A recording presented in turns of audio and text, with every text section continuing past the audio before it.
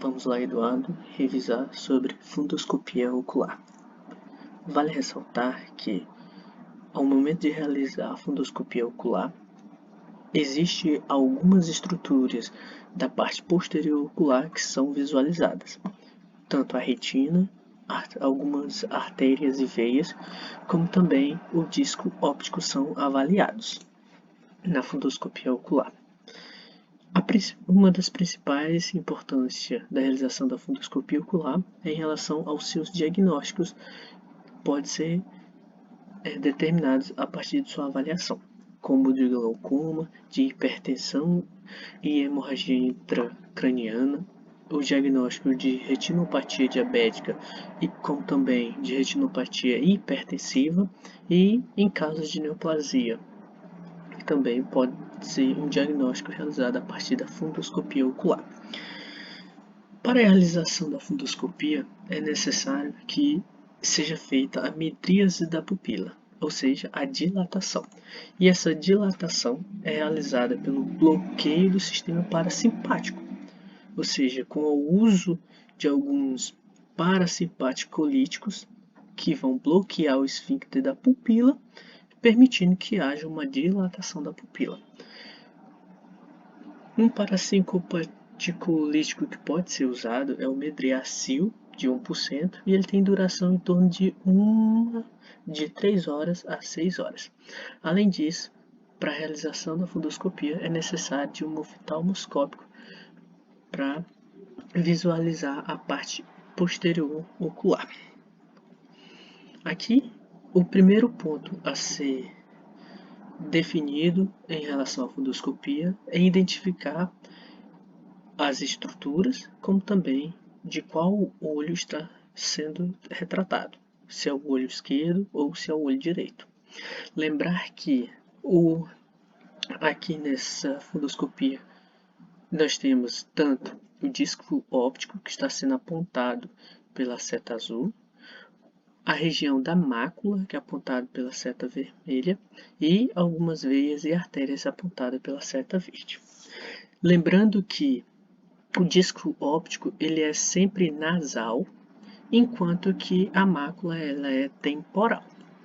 Tendo essa noção espacial, a gente observa que então, quando estamos com o disco óptico do lado direito, ou seja, nasal, estamos retratando então o olho direito.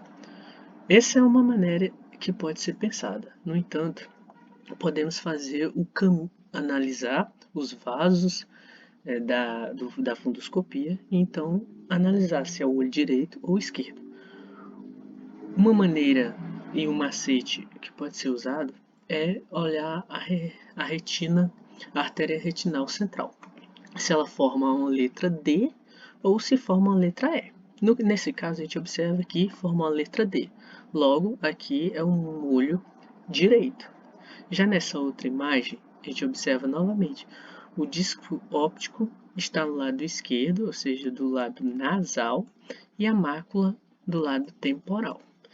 Podemos, então, inferir que é o olho esquerdo, mas podemos também fazer o macete analisando a origem e a formação aí dessas artérias retinal central, se está formando a letra D ou formando a letra E. Como aqui está formando a letra E, é de esquerda, então aqui é a fundoscopia do olho esquerdo. Interessante sempre notar na fundoscopia ocular se esse nervo óptico está bem arredondado, ele tem uma coloração amarelada, ou seja, ele tem esse formato de disco. O tamanho normalmente é um tamanho de 1,5 milímetros de diâmetro. A coloração avermelhada e os contornos é bem definido, não tem borramento. Se houver borramento, pode significar que há um processo de edema papilar, por exemplo.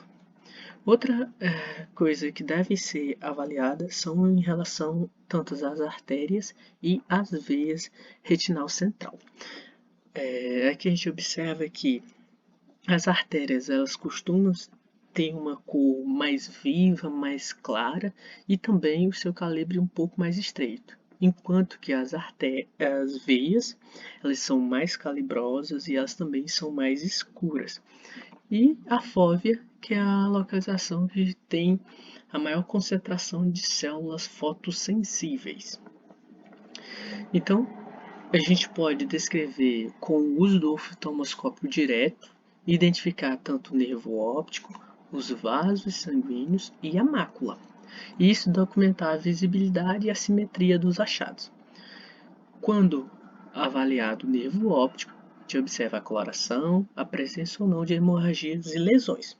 Mas, como dito anteriormente, também analisamos a coloração, o formato, o tamanho e os contornos do nervo óptico.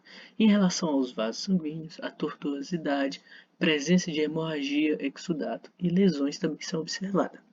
Na mácula, vamos observar o brilho e a coloração.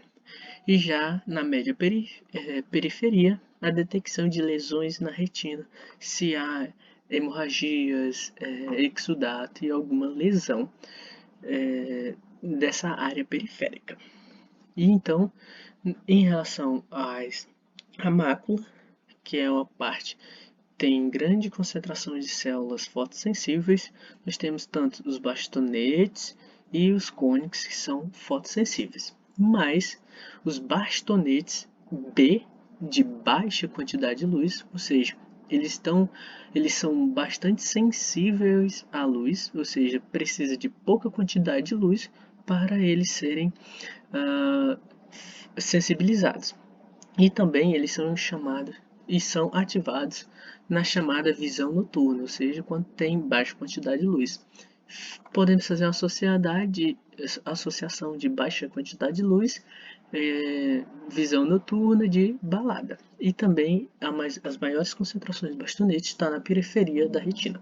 Já os cones, ele tem grande densidade na mácula e pode fazer uma associação de cones com C de acuidade visual, ou seja, ele tem um melhor detalhamento da visão, como também é responsável pela visão de cores, ou seja, C de acuidade e C de cores.